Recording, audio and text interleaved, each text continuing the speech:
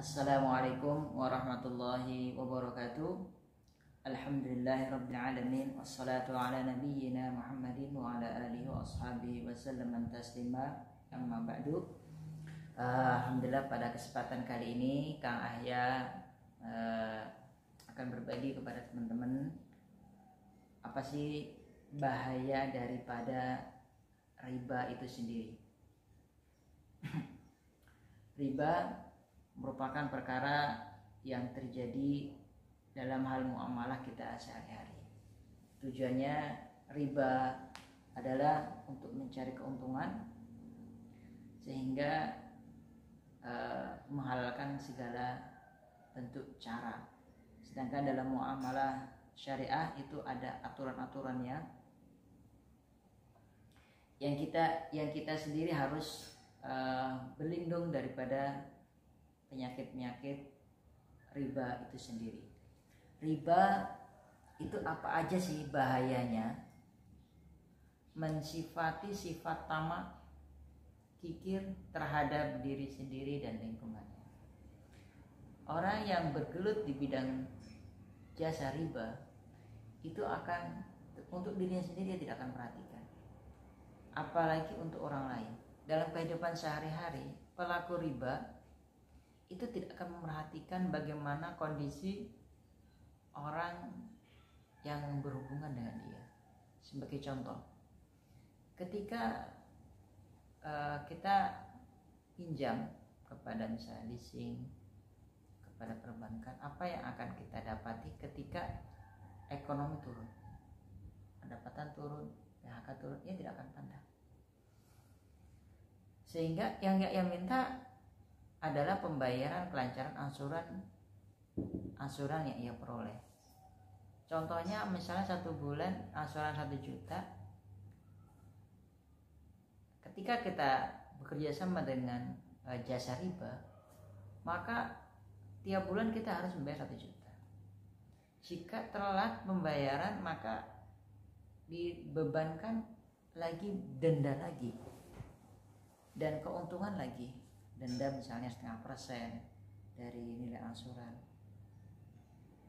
Berjalannya waktu juga, misal masuk ke bulan kedua, ya demikian juga, maka bertambah lagi dendanya. Misal 1 bulan, ya 0,5%, misalnya 5.000, 0,5% berarti 0,5% dari 1 juta berarti 5.000, kalikan lagi 30 hari. Setelah itu masuk lagi bulan kedua nggak bisa bayar, ya diberikan ada denda lagi berlangsung, bayar double lagi 2 juta. Bulan ketiga demikian juga, dia harus menyelesaikan pembayaran pokoknya 3 juta, kemudian beserta dengan denda-dendanya, tanpa memandang bagaimana kondisi orang yang menggunakan jasa dia. Dan itu yang berlaku di industri riba. Dan tidak ada unsur ta'awunnya, tolong menolongnya. Ketika ia mengeluarkan uang sekian dengan keuntungan sekian, dengan nilai sekian, dia harus berlaku seperti itu. Oleh karena itu, ini yang akan merusak kepekaan hati, kepekaan kita dalam interaksi sosial, dan itu akan mengeraskan hati kita. Karena sudah terbiasa dengan pekerjaan yang seperti itu, terhadap ruh kita juga kita akan melakukan hal yang sama. Itu adalah bahaya di antara bahayanya riba. Kemudian bahayanya riba menghilangkan kasih sayang antara sesama. Ya sudahlah, pasti terkenal di dunia industri riba seperti debt collector, penagihan yang kasar, dan mempermalukan di umum dan lain sebagainya. Ini yang terjadi di industri riba. Oleh karena itu, dalam Islam sendiri, di dalam syariat sendiri sudah diatur istilah ta'awanu 'alal birri wat taqwanya. Ya seperti itu. Jadi ya memang kita harus berlindung kepada Allah dari penyakit riba. Jika kita sudah tidak bisa memiliki barang kecuali dengan riba, ya kita usahakan bagaimana kita untuk menabung bela dengan sabar. Jika memang itu barang itu origin, sehingga kita harus menggunakan barang tersebut, ya kita bisa menggunakan jasa jual beli kredit tanpa riba. Ya Anda tahu sendiri, skema yang memudahkan itu akan datangkan keberkahan.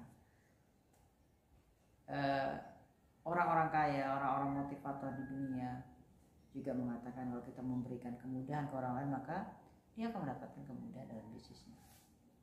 Dan itu yang berlaku. Dan hal seperti itu yang dilupakan di dunia industri riba. Kemudian riba itu juga akan memudahkan faktor inflasi itu banyak terjadi di industri riba. Mengapa demikian? Karena industri riba ini tidak mengenal sektor real. Sebagai contoh, meminjamkan uang 1 juta, kemudian kembalinya 1.500.000 dalam waktu 1 tahun. Tidak ada sektor real. Yang menggunakannya adalah seorang orang usaha, misalnya orang ibu-ibu membuka warung, itu yang sektor real. Sehingga uang itu terlalu mudah untuk beredar tanpa diiringi dengan barang. Seharusnya nilai itu akan ada ketika ada sektor real yang berada di masyarakat. Sebagai contoh, misalnya kita penjual telur. Dengan adanya telur, maka akan ada kemudahan dalam hal konsumsi lauk pauk. Orang makan juga bisa menggunakan. Tidak dengan uang. Uang tidak bisa dimanfaatkan. Dia hanya bisa menjadi nilai tukar. Sedangkan dia tidak bisa bermanfaat. Dia hanya untuk pengadaan pembelian telur dan sebagainya. Jadi tidak ada sektor real. Seperti perbankan tidak punya sektor real dia.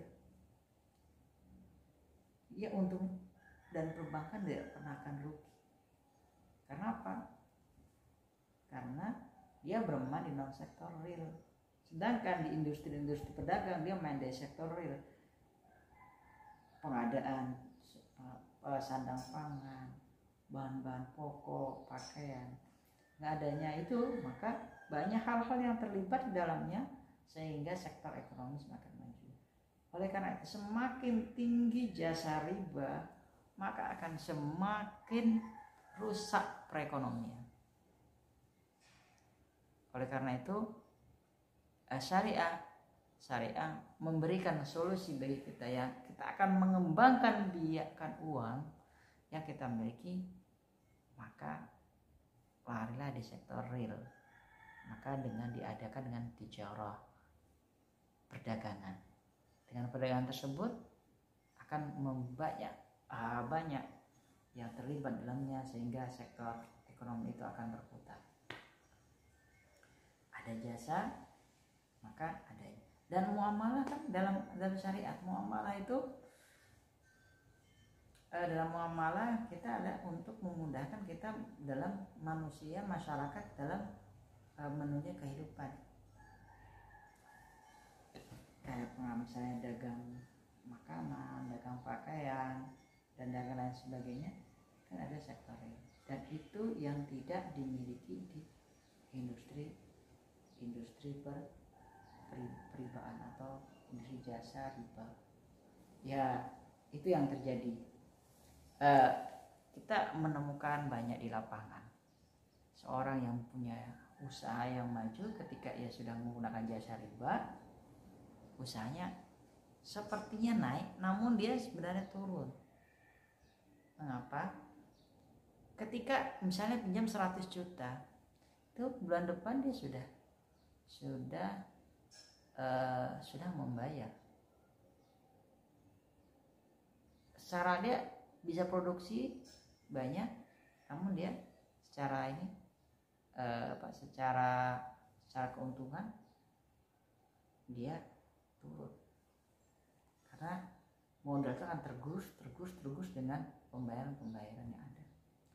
Oleh karena itu dalam syariat untuk permodalan kita ada namanya syirkah, kerjasama, ada namanya mudharabah, ada namanya juga murabahah, yang pemodal dan pengguna dan jasa, dan itu bisa berkolaborasi menghasilkan jasa yang bisa bermanfaat. Kemudian menghambat juga sektor riba, menghambat sektor real. Ya pastinya saya pernah, bukan ayah pernah bekerja di perbankan BUMN. Ketika itu ada konsumen pinjam 10 juta. Ya kita dulu baik niatnya jangan sampai mereka pinjam di bank tetel atau bank koperasi, karena kan bank suku bunga sangat besar, sedangkan kami waktu itu 1%. Dan itu tujuan kita awalnya menolong. Namun apa yang terjadi ketika kondisi keluarga tersebut sakit, kan tentu tidak bisa banyak bekerja, ya mau tidak mau 2 bulan itu usahanya ketika keluarga itu sakit, ya karena tidak ada yang jualan, ya sehingga mau tidak mau dia menggunakan modal yang ada untuk membayar cicilan. Dan ketika terjadi masalah, ya kita ayo Pak jual, konsumennya nasabah tersebut jualan dengan modal 500 misalnya, waktu 500 dia membuat roti dijual sampai 700, kita sudah minta Pak cicil aja 100.000. Dan itu sangat memukul sekali bagaimana dia kondisi sakit dan kami kejar setoran, karena kalau sudah 2 bulan itu sudah call 2 sudah tidak bagus untuk performa penagihan kami. Puncaknya untuk mengamankannya kami sita itu asetnya, waktu itu motor kami jual, dan kezaliman yang besar ketika itu kami akuisisi dengan nilai yang bukan saatnya harga pasar. Ketika itu motornya motor Revo ya, itu harga pasar itu 7 juta seharusnya, jika dijual sampai 7 juta. Namun kami akuisisi dengan harga 5 juta, dan yang ngambil adalah staf kami juga, staf rekan kami. Udah kita beli 5 juta dan dia aman ketika itu langsung untuk 5 bulan. Bukannya kendaraan yang disita untuk menutupi hutang, ketika itu hutangnya sudah tinggal 2 juta 3 juta saja. Bukannya itu hal yang sangat bagus, karena kami 5 juta itu sudah di harga bawah pasar, yang penting 3 bulan 4 bulan dia aman secara angsuran. Namun hal tersebut tidak mengurangi pokok dari hutangnya, karena dia harus membayar pokok dan bunganya. Dan itu sebenarnya mencabik-cabik kita, sebagai kita tahu dia kondisi dalam sakit siapa sih yang menghendaki sakit. Dengan kendaraan tersebut dicabut, sebenarnya itu membuat dia usaha sudah tidak baik lagi, karena dia harus ke pasar dengan jalan kaki membarang, sehingga mobilitasnya untuk ini sangat ini. Dan puncaknya akhirnya terserahlah masnya mau ngapain aja, saya sudah pasrah. Ya sudah lihat kondisi seperti itu, ketika itu dia juga ingin kontrak rumahnya dan dia sudah dikejar-kejar sama ini, dan itu kezaliman sama sekali riba dalam hal pembiayaan usaha. Oleh karena itu bagi kita yang mau berusaha lah, gunakanlah istilah syirkah dan benar-benar amanah, karena ya banyak masalahnya ketika seseorang tidak mempunyai risiko yang tinggi memanfaatkan untuk kepentingan sendiri, dan itu yang penyakit-penyakit yang terjadi di masyarakat ya. Ini semua akibat rusaknya ekonomi karena pelaku-pelaku riba. Itu tadi berbahayanya riba, mensifati sifat kikir dan tamak, dan rata-rata orang yang bermain riba ya pelit terhadap dirinya sendiri dan lingkungannya. Walaupun keluarganya dalam keadaan misalnya sakit, dia akan membela bagaimana mempertahankan angsuran. Kedua, menghilangkan kasih sayang, sehingga ya benar kasih sayang rusak, hanya fokus kepada hanya kerja angsuran selamat, angsuran aman. Kemudian yang tadi belum kita bahas, membuat malas bekerja. Benar sekali. Bagaimana ya, kita cukup meminjamkan uang sudah dapat penghasilan. Sedangkan kalau di sektor real, kita mau nggak mau kita harus peras otak tuh bagaimana caranya supaya itu barang laku untuk kita jual. Kalau misalnya bermain di sektor perniagaan. Dan ini kalau sedangkan pemain riba, dia mengeluarkan 500 ya besok dia harus menerima, dan membuat malas berkarya. Dan ketika sektor riba mulai merajai, maka akan rusaklah tatanan sebuah institusi, tatanan sebuah negara. Sedangkan yang negaranya kuat dalam hal perdagangan, maka ia akan maju. Semoga ini bisa ya menjadi pengingat di kehidupan kita. Mungkin ada yang sudah mengalami hal seperti itu. Semoga bermanfaat. Assalamualaikum warahmatullahi wabarakatuh.